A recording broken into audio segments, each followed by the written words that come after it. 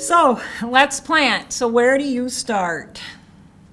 You can find your own balance of natural and ornamental that works for you, and you can figure out what you can leave more natural and what can be more formal.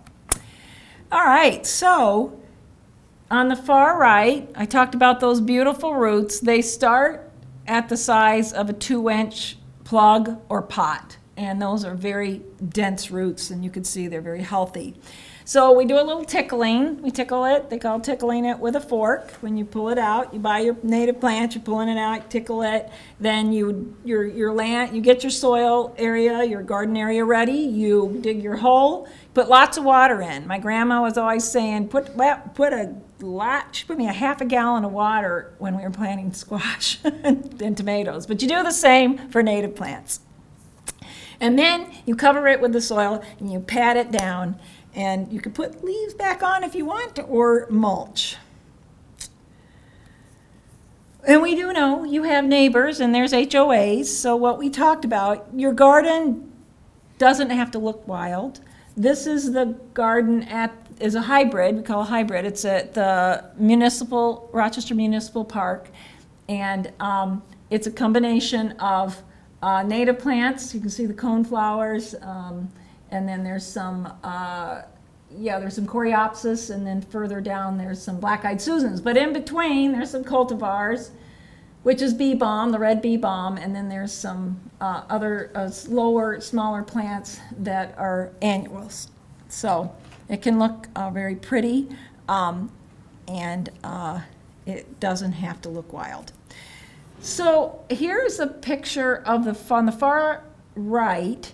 This is a cultivar, and there's a difference between cultivars and native plants. And the way to figure out the difference is you look at the Latin name, because the Latin name is the accurate one that tells the difference between a cultivar and a native plant.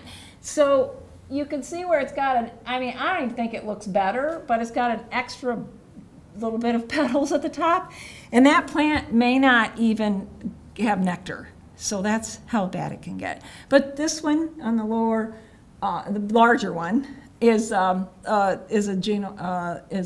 native plant, Michigan native plant, and it's an authentic one.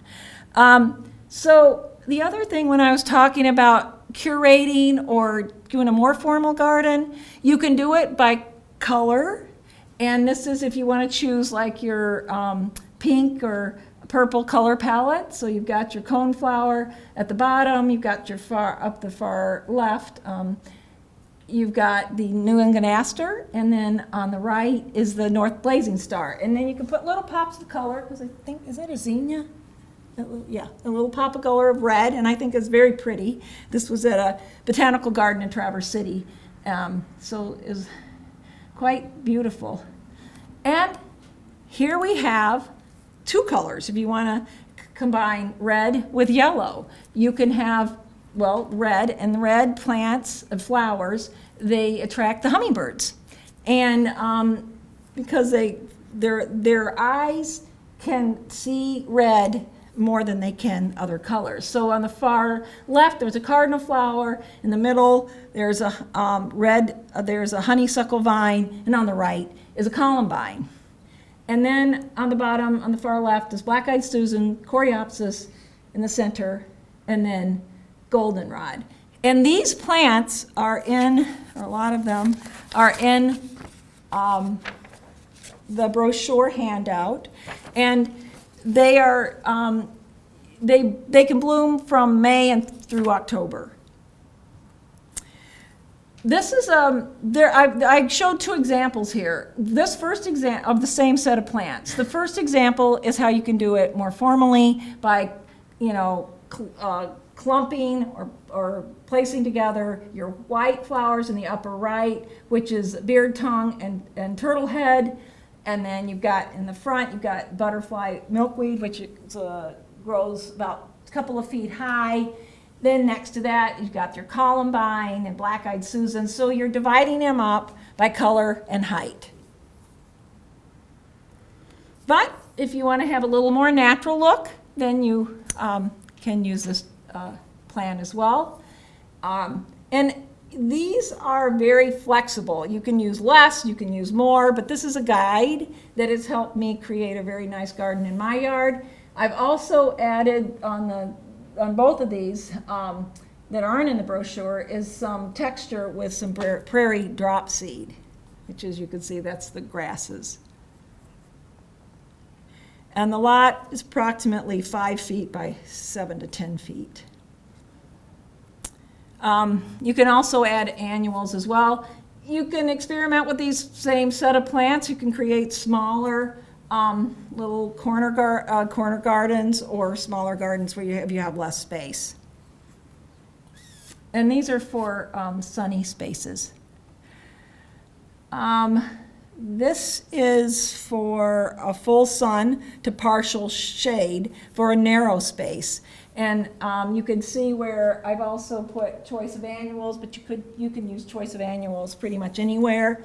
And we have a list that's coming up, but it's also in our garden guide, that has nectar-rich annuals, because some of these annuals have no nectar. So we have sort of a pre-approved list. These are more tolerant of shade. Even rose milkweed happens to be more tolerant of shade than the butterfly milkweed. Purple coneflower is very flexible. People love it, and the goldfinches love it too. And also the insects. The wild columbine can handle a lot of a wetter soil, and it blooms in the spring. It's very beautiful. And beard tongue is a spring plant as well. You've got the white wild indigo is June and July, and then the blue false indigo May through July. Yes, here you go. These are container gardens. You want me to go on? These container gardens happen to be Valerie's. When I went to visit her, they were at her house, and I said, "What is this?" And she goes, "Well, these are my experiment with container gardens." So you can see how the pots are tall, and they need to be tall because of, we talked about, the roots. And they're divided into, they have a formula: thrillers, fillers, and spillers. So your thriller is your goldenrod. I think it's Riddell's. Is that Riddell's? Riddell's goldenrod on the far right. And then you got these, as you said, pentasum. You have to tell them. Now this is where you... Pentas and lantana. Yeah. And then that's a filler. And is the lantana the one that spills over a little bit? That one was actually, I think, a cut-leaf coneflower. Okay. It just happened to be spilled.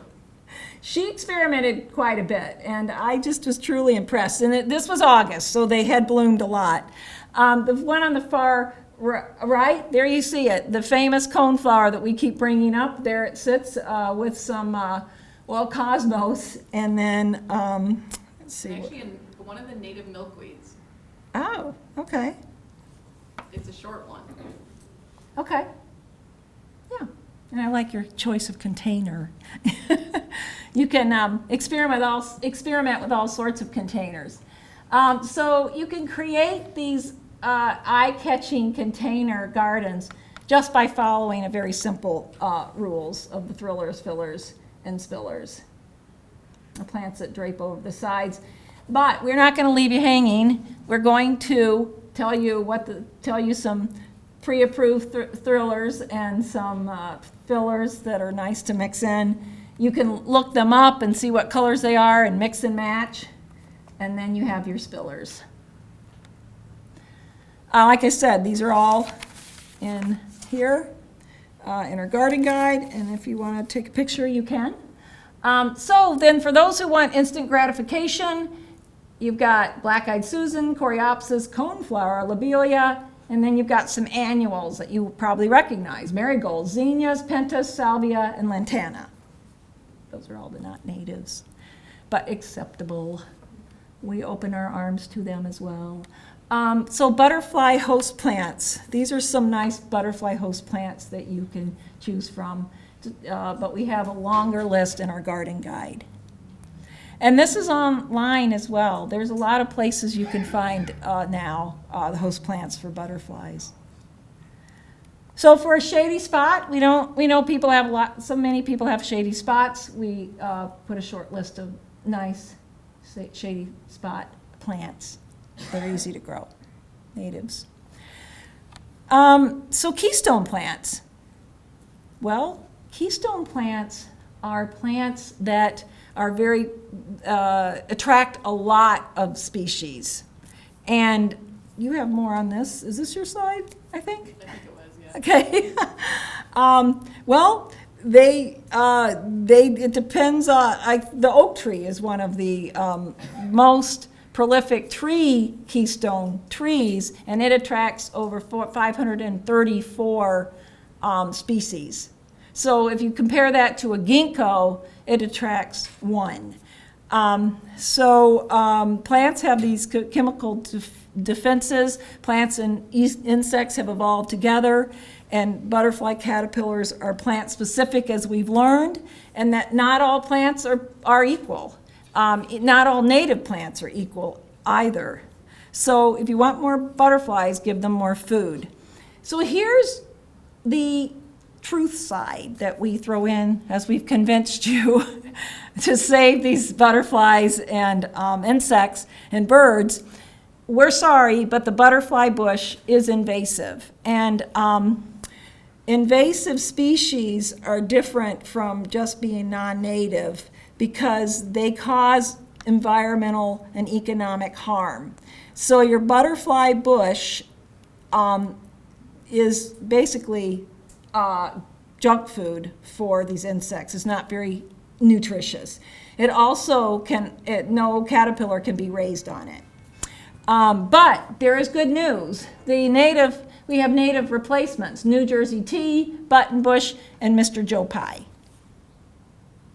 And Mr. Joe Pye supports 41 caterpillars. And this is the full list, and I won't go through it, but I know that you guys are probably familiar with the burning bush. And it is an invasive as well, and it can be replaced, and that's the good news, by winterberry or high bush blueberry. So here's a list of your nectar-rich, pre-approved ornamental annuals. And this is where we talk about who wore it best. And we already told you Joe Pye is the winner here. It's an excellent replacement. It's generous and dynamic. Host welcomes insect diners at all life stages. He draws adults to his flowers. He brings caterpillars to his leaves, and they eat his leaves, and in the fall his seeds nourish hungry birds.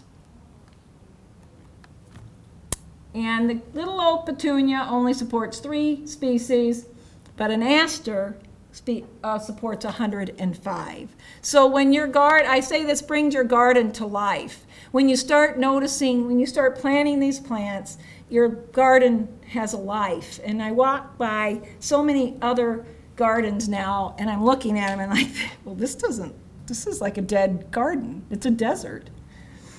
And here's one of my favorites, the daylily. Yes, it's 0, but a low coreopsis 22 pollen specialist, and that's not all the species it supports. And a lot of these probably are familiar with you, I would think. Boxwood is 0, New Jersey tea 115. And then we have our burning bush was 2 species. Red dogwood, if it's a replacement, is 118. Forsythia 1, and then the spice bush 18. We learned about the tiger swallowtail, or Spice bush swallowtail. oh, is what? Spice bush swallowtail. Oh, spice bush swallowtail. Get it mixed up. Okay, so then we have the non-native fountain grass, and is replaced by something more beautiful, the purple lovegrass. So let's feed the pollinators with vertical flower power.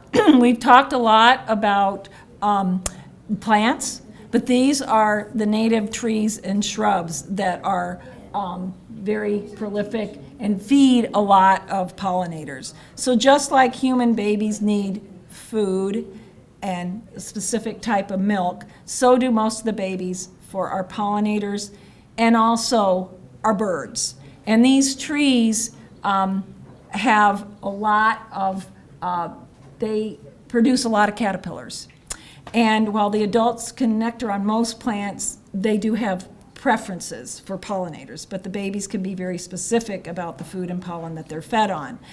So consider how much square feet of flowers a flower tree has. Well, it's actually equivalent to 3,500 square foot of perennials. That would be a black cherry tree and many others. So we do encourage you to learn about native trees and shrubs, but for the sake of time, we are moving on to the next slide. But here is a list of some very popular and very good choice of trees. And some of these are shrubs. So oak trees, as I spoke about before, is a keystone species. And they support over 500 species, and you can see here's a short list of some of them. And the caterpillars that feed chickadees and robins are on these trees as well. And I think we already spoke about that the ginkgo Asian tree supports one species, and this, I mean, it's just a no-brainer that the oak tree has over 500. But it helps feed the birds. These caterpillars feed the birds because chickadees need at least 6,000 to 9,000 caterpillars to feed a clutch of baby chicks. So a bird, like how many times do we go to the grocery store? Well, not as often as a bird flies to get caterpillars for her young in the spring. So that's 100 to 150 trips. And they can't feed their babies seeds. They need soft, squishy caterpillars. And so that's 96% of our birds. So that's why we're losing a lot of our birds as we lose these native trees. Caterpillars have more protein than beef. Whoa, can you imagine? More protein than beef. So the robins and some of these birds nest higher in the canopies to protect themselves from predators. So your larger trees, the larger the trees are, the better. So what can you do? Well, we've said it, plant a pollinator garden. Tell your friends to plant one. Don't use pesticides or herbicides. Only purchase the authentic Michigan native plants. Look, the way you identify that is a Latin name because they can sneak them in. Take care of your pollinators all year round and your birds by leaving the leaves, the stems, and the seed heads for overwintering for our birds. And as we told you, that's where some of the bees are hibernating as well. And ask your local nursery because consumers help us as we go and we tell our stores what we're looking for and what we need. Tell them, do you have Michigan native plants? If you don't, can you get me some? Ask your officials what they are doing to protect their pollinators. So how can you help more? Well, you know, here's we could like the Rochester Pollinators and learn more on our Facebook. We place a lot of information there. Sign up for our newsletter, attend and share our events. Go to pollinator and native garden events in your region, in your area. And you can send us photos. We love to see that. And send it to pollinators@trentcreative.com. You can register your garden at homegrownnationalpark.org. That is Doug Tallamy. His initiative is to connect all the lawns to create a homegrown national park. Volunteer for a local native plant club or watershed. Doug Tallamy is all things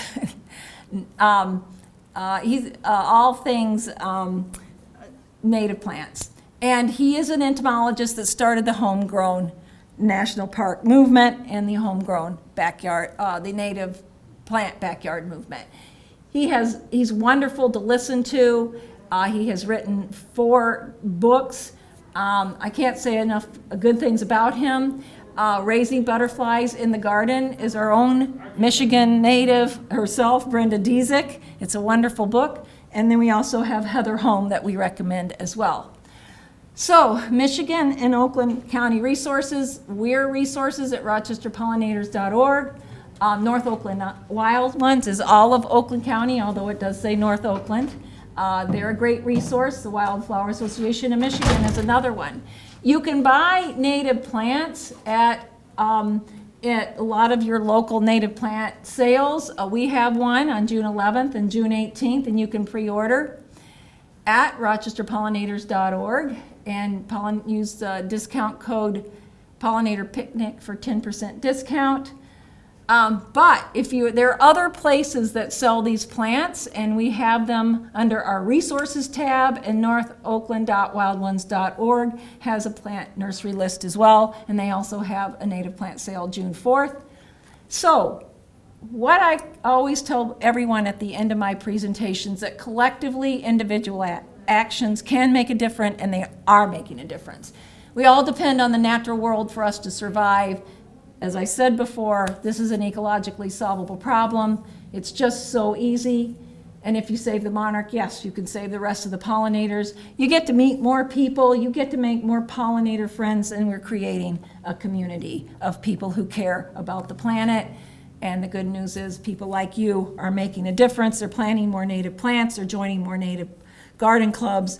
They are talking to their city council and mayors about the Mayor's Monarch Pledge. So thank you to my board, and I couldn't do them without my advisory board and my committee board. So please join us in restoring our natural ecosystem, the pollinators and the butterflies. Thank you. Thank you very much. Thank you for watching the last segment of our pollinator series. I hope you found it informative. And if you'd like to learn more, buzz on over to rochesterpollinators.org.